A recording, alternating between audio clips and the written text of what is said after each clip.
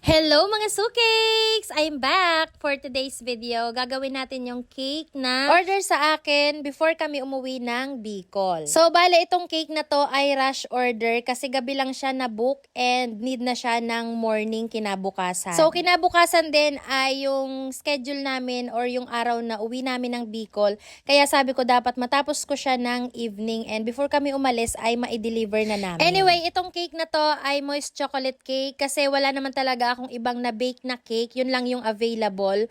Buti na lang talaga at nag-bake ako kahit sobrang init. Kasi sabi ko, baka naman meron talagang magpa-rush order. At least, meron akong available na cake sa ref. So, ayun, thankfully, nagawa ko siya ng maaga and na-deliver namin bago pa kami umuwi ng Bicol. Kung mapapansin nyo, yung ating frosting ay medyo yellowish kasi nilagyan ko siya ng kaunting patak ng yellow food coloring. Doon kasi sa sample cake na sinend sa atin ni customer na ako din ang gumawa, yung pinagayahan ko nun before ay buttercream yung frosting. So, alam naman natin na kapag buttercream ay medyo yellowish talaga. And kung ikaw ay matagal nang nakafollow sa akin dito sa aking page, etong design na to ay malimit nyong makita sa mga ginagawa kong cakes kasi madalas din tong ino-order and yung ganitong design ay best seller talaga sa akin. Iniiba lang talaga nila yung color and minsan naman ito talaga yung gusto nilang design kasi medyo aesthetic nga namang tingnan. Anyway, dito sa ating drip, ang ratio po niyan ay 3:1, 3 parts ng chocolate and 1 part ng ating cream. So, dito sa ating drip, hindi tayo pumalpak for today's video kasi kadalasan, lagi akong napapahamak talaga kapag white chocolate drip ang ginagawa ko. Pero ngayon, nagawa natin siya ng maayos and maganda ang pagkakadrip ng ating chocolate. After naman natin mailagay yung ating drip, ay iti-chill ko naman muna yan sa ating chiller para at least kahit papaano ay mag-set yung ating chocolate. So, dito naman ay maglalagay na tayo ng border sa taas. Ang ginagawa ko namang method para ma-achieve natin yung two-tone na color sa ating frosting, gumagamit muna ako ng plastic labo, saka ko ilalagay yung dalawang color separately,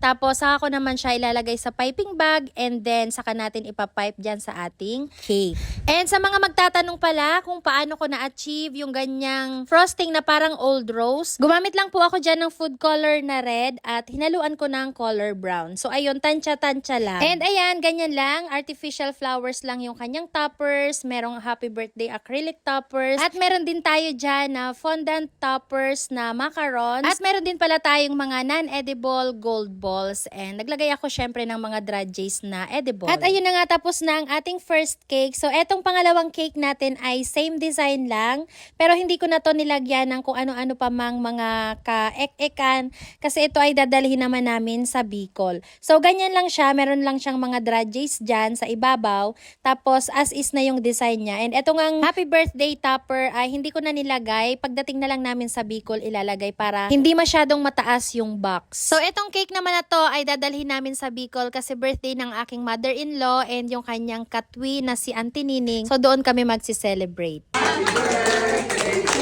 you. Happy birthday to you. Happy birthday, happy birthday, happy birthday to you. Happy birthday, one more time. Happy birthday to you. Happy birthday. Birthday to you. Happy birthday. Happy birthday, happy birthday to you. One more time. Happy birthday to you. Happy birthday to you. Happy birthday, happy birthday, happy birthday to you.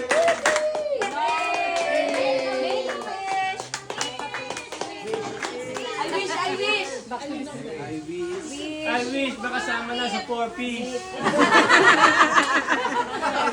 Makasama na sa 4-piece ano. Make a wish. Make a wish. Wish na ka makasibil lang ko. Sige na ba? Natutunan ng kando. Hula ko pa nila. Hindi mo sa estudyante mo. You will see my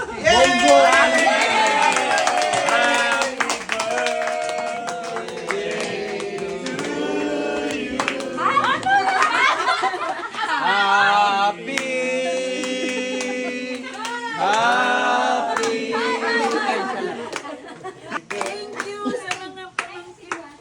Ay, may speech pala, hindi kami naman prepare. I'm so proud of you. Ano ka mabawi ka? Pasensya na ate, advance lang, pero safe thought. Mapulog na ni katuan di si ano, tamay, dasi tipon. Sibog si Bukod. Happy birthday po! Yay! Happy birthday, Kuya! Happy birthday!